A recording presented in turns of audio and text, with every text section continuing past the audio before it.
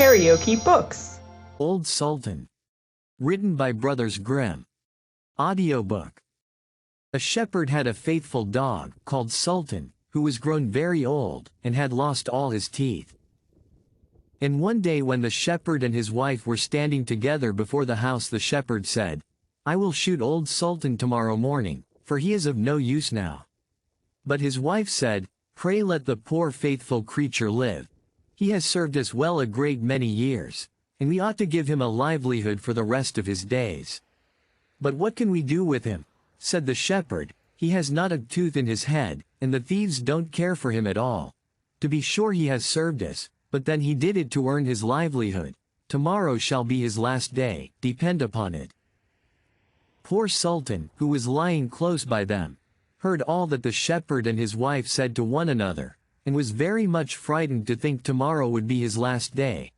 So in the evening he went to his good friend the wolf, who lived in the wood, and told him all his sorrows, and how his master meant to kill him in the morning. "Make yourself easy," said the wolf, "I will give you some good advice. Your master, you know, goes out every morning very early with his wife into the field, and they take their little child with them, and lay it down behind the hedge in the shade while they are at work. Now do you lie down close by the child, and pretend to be watching it, and I will come out of the wood and run away with it. You must run after me as fast as you can, and I will let it drop. Then you may carry it back, and they will think you have saved their child, and will be so thankful to you that they will take care of you as long as you live." The dog liked this plan very well, and accordingly so it was managed. The wolf ran with the child a little way. The shepherd and his wife screamed out.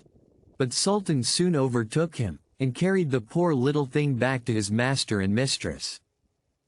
Then the shepherd patted him on the head, and said, "Old Sultan has saved our child from the wolf, and therefore he shall live and be well taken care of, and have plenty to eat. Wife, go home, and give him a good dinner, and let him have my old cushion to sleep on as long as he lives." So from this time forward Sultan had all that he could wish for. Soon afterwards the wolf came and wished him joy, and said, "Now, my good fellow, you must tell no tales, but turn your head the other way when I want to taste one of the old shepherd's fine fat sheep." "No," said the Sultan, "I will be true to my master." However, the wolf thought he was in joke, and came one night to get a dainty morsel. But Sultan had told his master what the wolf meant to do, so he laid wait for him behind the barn door, and when the wolf was busy looking out for a good fat sheep, he had a stout cudgel laid about his back, that combed his locks for him finely. Then the wolf was very angry, and called Sultan an old rogue, and swore he would have his revenge. So the next morning the wolf sent the boar to challenge Sultan to come into the wood to fight the matter. Now Sultan had nobody he could ask to be his second but the shepherd's old three-legged cat, so he took her with him, and as the poor thing limped along with some trouble, she stuck up her tail straight in the air. The wolf and the wild boar were first on the ground, and when they espied their enemies coming, and saw the cat's long tail standing straight in the air, they thought she was carrying a sword for Sultan to fight with. And every time she limped, they thought she was picking up a stone to throw at them, so they said they should not like this way of fighting, and the boar lay down behind a bush, and the wolf jumped up into a tree. Sultan and the cat soon came up, and looked about and wondered that no one was there.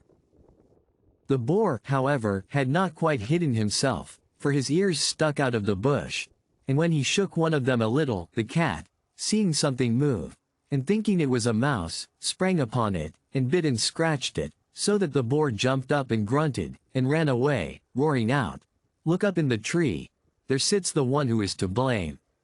So they looked up, and espied the wolf sitting amongst the branches, and they called him a cowardly rascal, and would not suffer him to come down till he was heartily ashamed of himself, and had promised to be good friends again with old Sultan.